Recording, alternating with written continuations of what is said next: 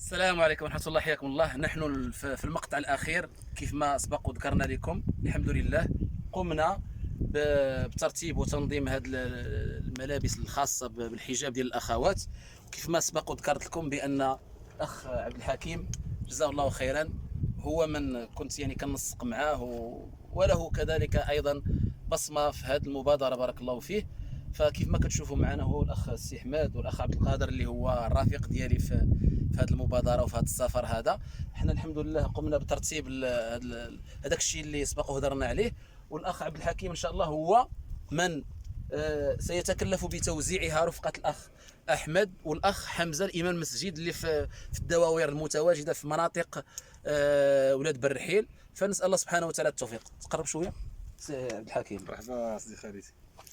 نسأل الله تعالى يتقبل جميع المحسنين. امين، بارك الله فيكم. ونسأل الله تعالى انه يوفقنا الامور اللي توصل للمستحقين باذن الله عز وجل. ان شاء الله باذن الله. والحمد لله حنا الناس اللي كنتواصلوا معاهم كنثيقوا فيهم، يعني الناس اللي هما اهل الثقه. الحمد لله. ونطمئنوا ان الناس كاع اللي ساهموا في هذا الخير هذا يعني ان شاء الله باذن الله غيوصل ان شاء الله باذن الله للمستحقين.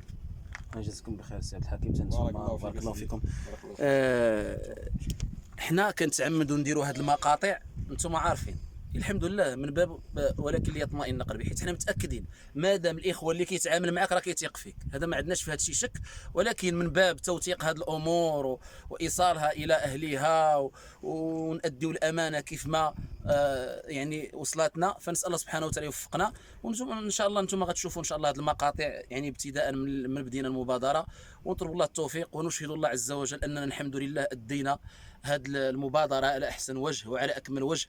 انتم عارفين هذا الشيء فيه شويه ديال الجهد وفيه شويه ديال الوقت وكذا، ولكن نحتسب ذلك. ربنا يتقبل العمل. يتقبل العمل. تفضل.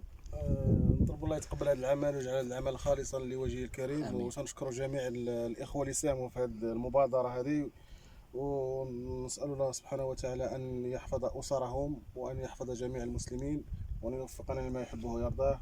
تنشكر هذه الاخوه وما عطاونا. نشكركم حنا تكبدتوا على الصفر. الحمد لله. مرحبا.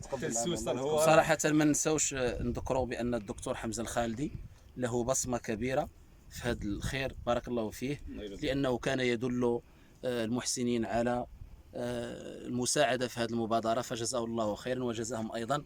والسلام عليكم ورحمه الله. ونشكر المصور. جزاك الله خيرا.